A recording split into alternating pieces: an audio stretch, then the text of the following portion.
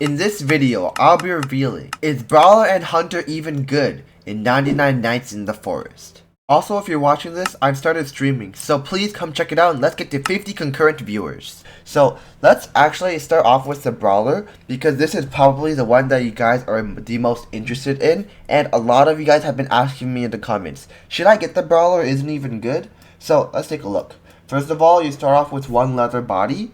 Now, that's pretty similar to what you normally get for compared to other classes. Because, for example, you take a look at, like, I don't know, something like a medic, 2 bandages. Bandages are a little bit harder to find than leather bodies, I'd say. Leather armor. But you get 2 bandages. So, medic, compared to the medic does have a better starting gear. And let's take a look at something like a lumberjack. A good axe compared to a leather body, I'm pretty sure a good axe is more valuable early game. Even though the rarity is about the same, the good axe is just so much more useful in getting that early wood. So, in terms of the starting weapon, I'd say that it's actually a little bit on the worst side. Oh, you can also compare to Ranger, because Ranger is also one of the more expensive classes. And start off with a flashlight, which is more common in leather body. And also Revolver with 18 ammo, which is... Okay, Revolver by itself is more rare than leather body, and Revolver by itself is probably already better than the leather body, but you also have to consider that you start off with 18 ammo, which just completely throws it out of proportion, and the Brawler's starting item is probably on par with something of 40 gems. So the starting item is not 100 gems worth it, so I would not say that the starting item alone is good, but let's take a look at its actual abilities here. So, let's see, at level 1, you cannot use ranged weapons. Now, I can't stress this enough, but ranged weapons help you out so much. And you might be thinking, hey, you can just walk up and just hit them. Now, that's true for a lot of things. For example, rabbits, and wolves, and cultists, right? Cultists, even though you could hit them out of range, one trick you could do with a cultist is, if there's a wall right here, you can have your gun pointing out of the wall, and you can actually hit the cultist through the wall, but the cultist can't hit you. You can use that trick, and you can't use it anymore if you're not allowed to use ranged weapons, of course.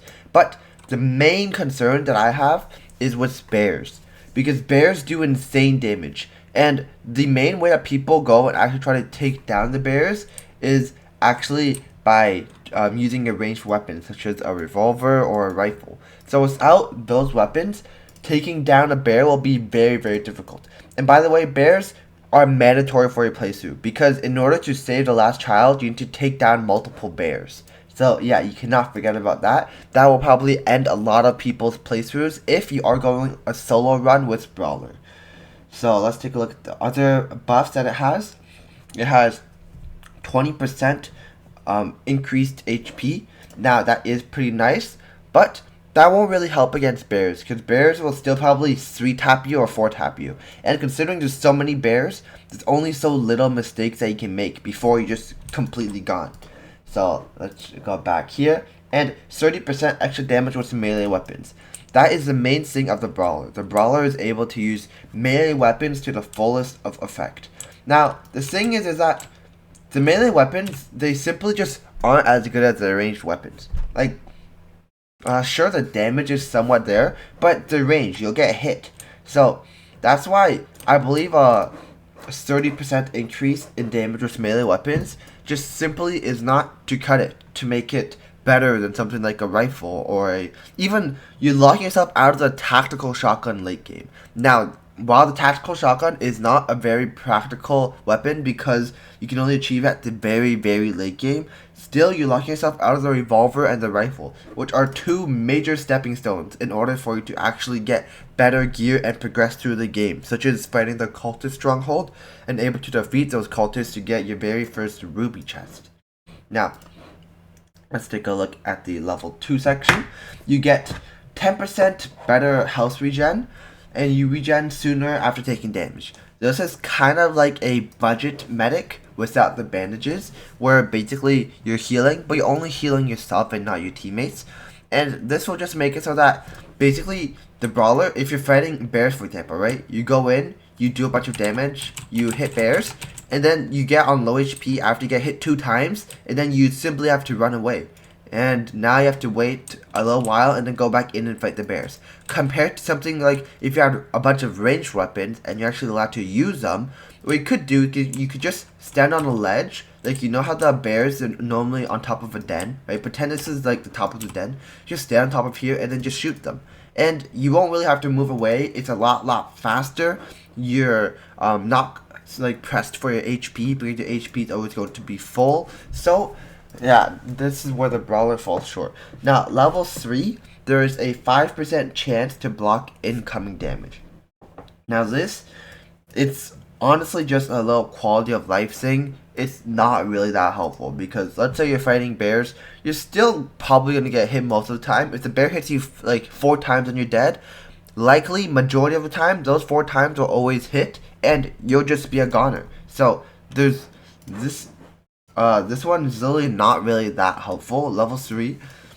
Honestly, it's like, if you're a YouTuber trying to showcase this, I'd probably only go for level 1. Because the health regen and blocking incoming damage isn't even that worth it.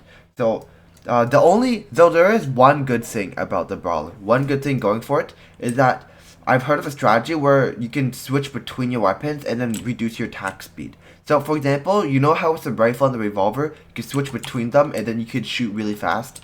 I'm pretty sure you could do the same thing with 2 different melee weapons.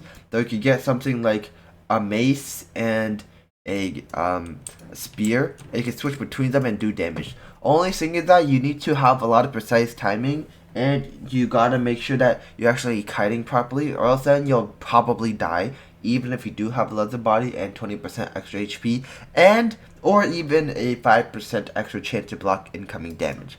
Now let's move on to the Hunter. The Hunter is not that of a requested class that people told me to review. Most of the people telling me, is a Brawler any good? Because a Brawler, of course, is the second most expensive class in the game, outclassing the Ranger and Lumberjack in terms of price. But let's go back to a Hunter, a more cheap and affordable version. So you start off with 2 bear traps. You can use this to trap something. It's just like a quality of life thing.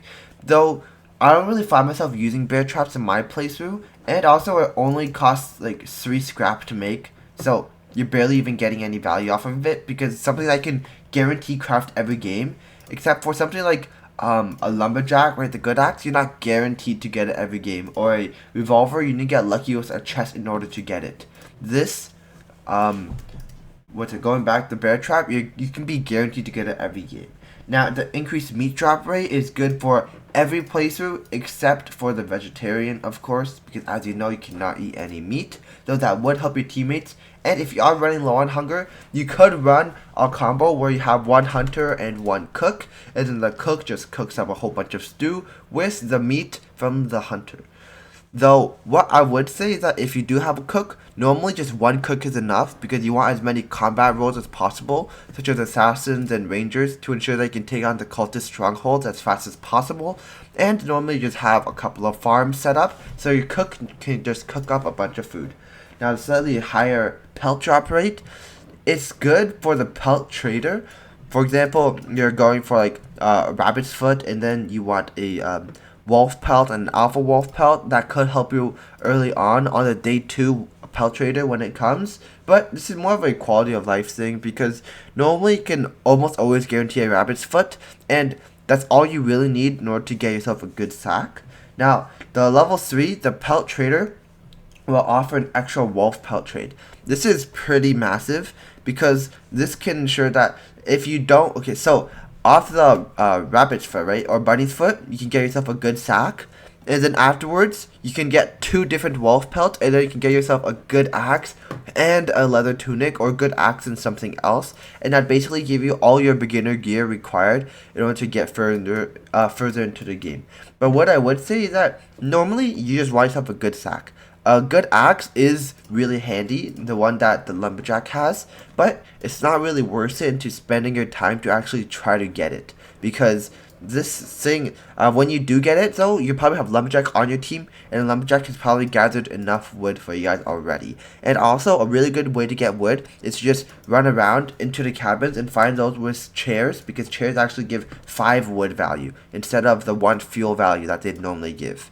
So the hunter, I'd probably think it's pretty bad as well. I'd probably give the hunter it'd probably be worth around 30 gems. Obviously, no, honestly, I'd go with the scavenger instead of the hunter. If you are low on diamonds and you're trying to get like a budget class, scavenger is probably my number one top choice. Or even cook, because a lot of teams are looking for someone to just stay back and just get a bunch of hearty stew for everybody. And if you have more gems or diamonds, I would not recommend the brawler. Just go with something like a ranger or lumberjack, or save up for assassin if you are rich. But just a ranger or lumberjack would work. Don't go for the brawler. I would not recommend it. And that's about it.